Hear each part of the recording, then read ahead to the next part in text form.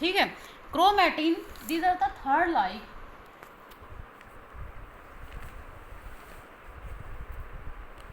thin intertwined mass of chromosome material,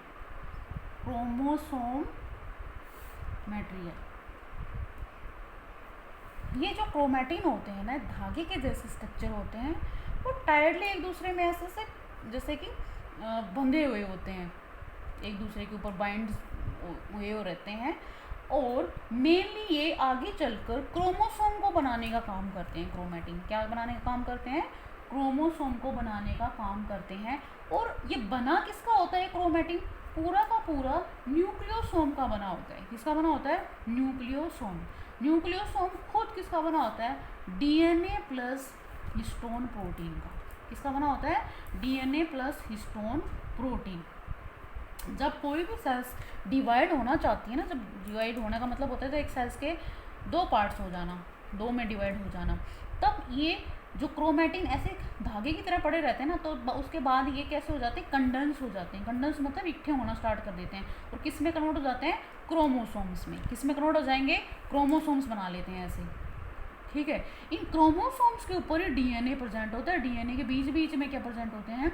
मतलब ये DNA के ऊपर क्या बाइंड होता है? Histone protein. क्या बाइंड होता है? Histone protein.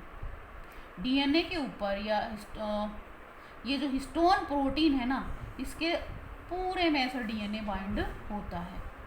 इसी को हम क्या बोलते हैं? न्यूक्लियोसोम। और ये न्यूक्लियोसोम आगे चलकर क्या बनाता है? क्रोमोसोम।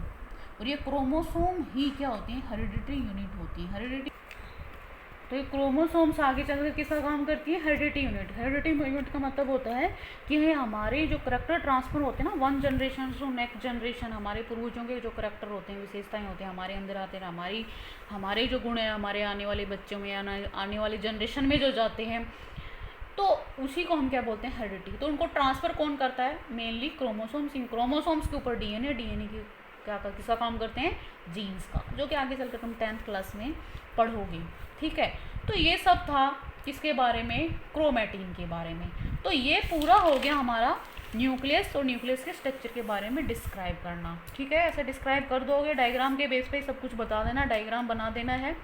या outer most boundary nuclear membrane है, न्यूक्लियर पोर है, ठीक है, न्यूक्लियोलस है, एंड क्रोमैटिन फाइबर हैं, जो कि आगे चलकर क्या बनाते हैं? क्रोमोसोम्स बनाते हैं। और क्रोमोसोम्स के साथ काम करते हैं हेरिडिटी यूनिट का। तो that is clear. And next topic जो है हमारा वो है, कौन सा आ गया? साइटोप्लाज्म। कौन सा आएगा भाई? Sorry, function of nucleus.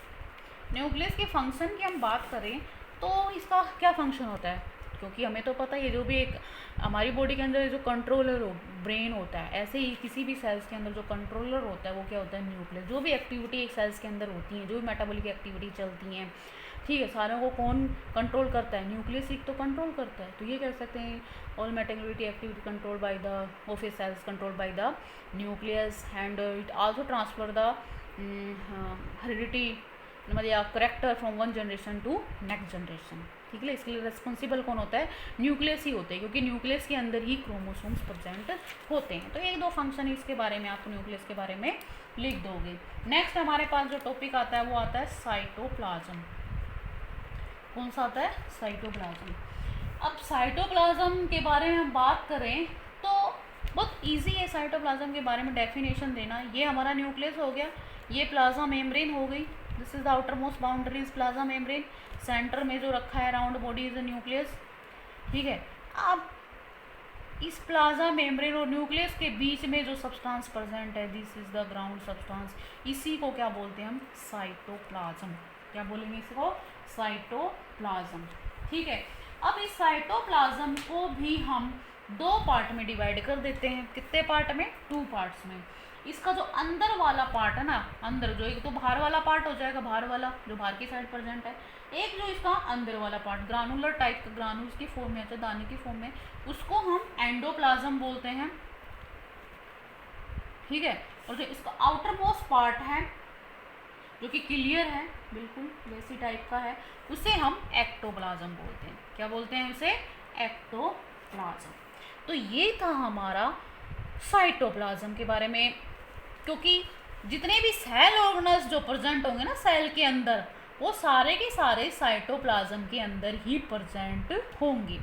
तो ये कह सकते हैं the substance, the granular substance which is present with the nucleus and on the outermost boundary which is plasma membrane is called cytoplasm. ठीक है, तो साइटोप्लाज्म के दो पार्ट होते हैं, एंडोप्लाज्म एंड एक्टोप्लाज्म। जो ग्रानुलर अंदर वाला पार्ट होता है उसे एंडोप्लाज्म बोलते हैं, जो ब्लू क्लियर वाला पार्ट होता है उसे क्या बोलते हैं? एक्टोप्लाज्म बोलते हैं। एक और पार्ट होता है जिसको हम क्या बोलते हैं? साइटोसोल। क्या बोलते हैं? साइटोसोल। ये साइटोसोल पार्ट फ्लूइड पार्ट होता है, तरल पार्ट होता है किसी भी साइटोप्लाज्म का।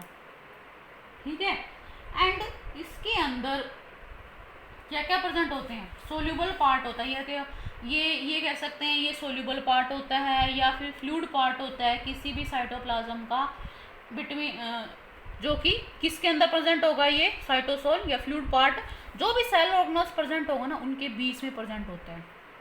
कहाँ प्रेजेंट होगा? जितने भी सेल ऑर्गेनल्स इस साइटोप्लाज्म के अंदर प्रेजेंट होंगे उनके बीच में साइटोसोल पार्ट प्रेजेंट होता है। ठीक है, एंड कहता है कि इसके अलावा cytosol contain a system of protein fibres. ये जो साइटोसोल है इसके पास प्रोटीन फाइबर्स भी प्रेजेंट होते हैं। क्या प्रेजेंट होते हैं? प्रोटीन फाइबर्स, ऐसे पूरे में फाइबर्स की तरह। साइटोप्लाज्म हो गया। ठीक है, तो इसके अंदर ऐसे प्रोटीन पार्ट्स का प्रेजेंट होगा जिसको हम क्या बोलते हैं? साइटोस्केलेटन। क्या बोलेंगे? साइटोस्केलेटन, जो किसी भी सेल का स्केलेटन बनाता है। स्केलेटन मतलब उसका ढांचा बनाता है। जैसे हमारी बॉडी का स्केलेटन है ना, पूरी बॉडी उसी पे टिकी हुई है, तो ऐसे ही किसी भी सेल का जो स्केलेटन होता है उसे क्या बोलते हैं? हम साइटोस्केलेटन, जो कि किसका बना होता है? प्रोटीन फाइबर्स का बना होता है। ठीक है, इसमें बहुत सारे आयंस प्रेजेंट होते हैं जैसे कि salts, sugar, amino acids, nucleotides.